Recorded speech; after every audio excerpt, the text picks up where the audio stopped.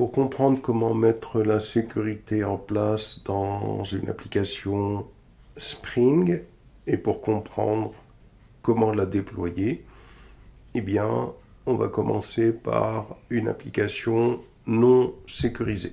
Ici, on a une application qui n'est pas sécurisée. Cette application, dans le modèle, possède une classe user avec les informations ID, name, email, password et rôle. Le rôle va pouvoir permettre de spécifier qu'il s'agit d'un simple utilisateur ou d'un admin pour pouvoir donner des permissions. On a la classe véhicule ici pour pouvoir récupérer des véhicules avec les informations ID, marque, modèle, immatriculation, prix par jour et disponible. On a une classe AUTH request. Cette classe va permettre de pouvoir récupérer les informations d'identification ou de les envoyer. On a les classes repository avec le user repository, avec le véhicule repository pour gérer les opérations CRUD. On a la classe contrôleur, les classes contrôleurs avec la classe véhicule contrôleur. Dans véhicule contrôleur, on a l'endpoint /API/véhicule et puis nous avons bien évidemment les méthodes pour pouvoir récupérer l'ensemble des véhicules, pour pouvoir ajouter un véhicule. On a la classe user-controller avec l'endpoint /API/user. Ici, on a injecté la classe user-service avec l'auto-wired. On a la possibilité d'enregistrer un utilisateur avec /register. On a la possibilité de pouvoir récupérer l'ensemble des utilisateurs. On a la possibilité de récupérer un seul utilisateur, de supprimer un utilisateur et de modifier un utilisateur et de se loguer. Alors, l'objectif, bien évidemment, dans ce code, c'est que seul l'administrateur, seul l'utilisateur qui aura le rôle administrateur, comme ici, aura la possibilité de pouvoir supprimer un utilisateur ou de pouvoir lister tous les utilisateurs. On a ici la classe user-service pour pouvoir réaliser les opérations métiers pour les utilisateurs.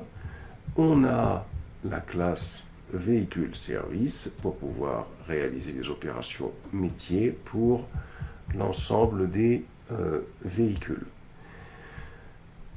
Enfin, on a le fichier application.property. Alors dans ce fichier application.property,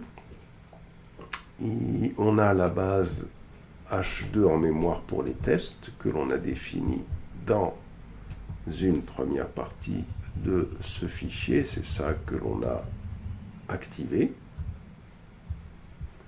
Alors ici, on a, quand on va injecter la sécurité, on pourra décommenter cette instruction pour pouvoir autoriser la console H2 malgré Spring Sécurité. Mais plus bas, j'ai préparé la configuration pour MySQL. Pour l'instant, j'ai commenté tout ça. Et j'ai préparé la configuration pour la dockerisation au moment où on dockerisera l'application. Voilà donc comment se présente notre application non sécurisée. Ici, j'ai un fichier data SQL dans lequel j'ai délibérément choisi de créer un utilisateur à ce niveau-là, ici, puisqu'on n'est pas dans la sécurité encore, hein, j'ai créé un utilisateur admin qui sera inséré automatiquement dans la base de données avec les logins admin@mail.com et le mot de passe admin123. Et ici, il va y avoir une table qui sera initialisée avec l'insertion de véhicules dans la table. Voilà. On va faire fonctionner cette application pour s'assurer qu'elle marche bien. Donc, ./mvnw clean install.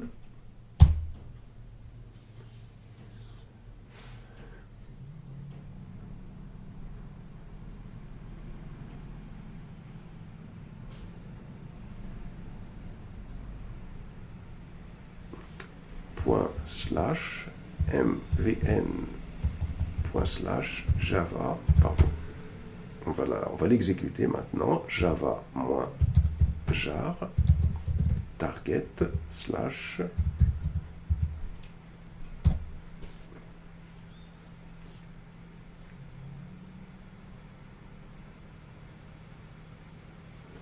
voilà, j'exécute l'application. On va tenter de pouvoir vérifier déjà dans la console. Donc je tape http localhost 2.8080 h2-console. Attention, il ne faut pas qu'il y ait d'erreur. h2-console. Ici, j'ai mis les informations concernant la base de données en mémoire à laquelle je veux me connecter. Voilà, j'ai l'application property qui est ici et la base de données, elle est ici dans spring.datasource.url. Je récupère cette URL que je colle ici. Voilà, je clique sur Connect et j'aboutis sur l'interface qui va permettre de voir notre base de données. Je clique sur User, ici j'ai l'instruction Select étoile from User, je valide et j'ai bien data.sql qui a été exécuté.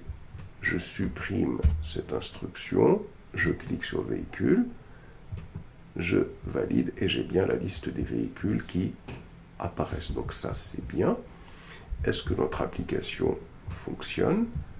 Voyons, donc http local 2.8080. Alors, on va aller utiliser un client REST.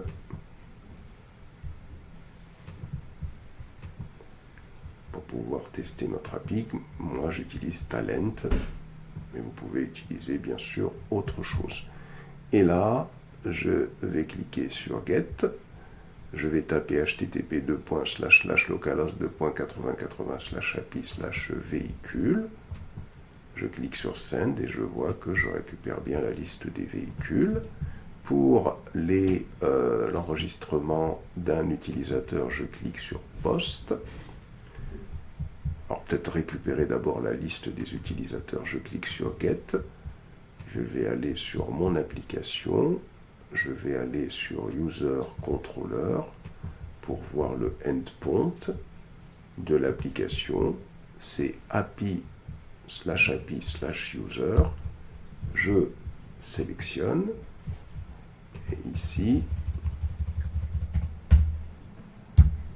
je colle. Alors, attention, j'ai 2 slash apparemment ici, là, hop, et je fais un send. Voilà, je récupère bien un utilisateur. Voyons cet utilisateur. Alors je vais récupérer ici. Je vais faire un post. Je vais coller. Je vais juste changer, supprimer l'idée. Je vais mettre un autre utilisateur, admin 1 par exemple, admin 1. Admin 1, 2, 3, 4 et je clique sur alors je vais peut-être mettre ici user et je clique sur Send. Alors ici, c'est parce que le endpoint, il doit être pas bon, parce que c'est /API/user, mais c'est /register pour l'enregistrement. Donc il faut que je rajoute le /register derrière. Attention. Register derrière. Je clique sur Send. Voilà, donc là, il m'a bien enregistré l'utilisateur. Alors là, ce qu'on voit, c'est qu'il renvoie toutes ces informations-là concernant cet utilisateur qui a été créé. Si je veux récupérer la liste de tous les utilisateurs, voilà, donc je vais pouvoir les récupérer. Voilà. Et pour se loguer, donc même chose, je peux utiliser, voir si ça fonctionne. Donc pour se loguer, c'était, si je descends, voilà, c'est /logging. Hein. Donc je reviens ici, je vais avoir /API/user /logging. Je fais un send et on voit que effectivement le logging fonctionne bien. Alors sachant que pour le login, normalement, on doit fournir que l'email et le password. Voilà, ça fonctionne bien. Voilà, donc on récupère cet utilisateur. Donc là, on a une application qui est non sécurisée. On peut accéder à absolument tout. Il n'y a pas de sécurité qui a été mise en place. Et là, l'objectif, ça va être d'ajouter de la sécurité à cette application. Et donc, on pourra réutiliser exactement la même procédure, quelle que soit l'application.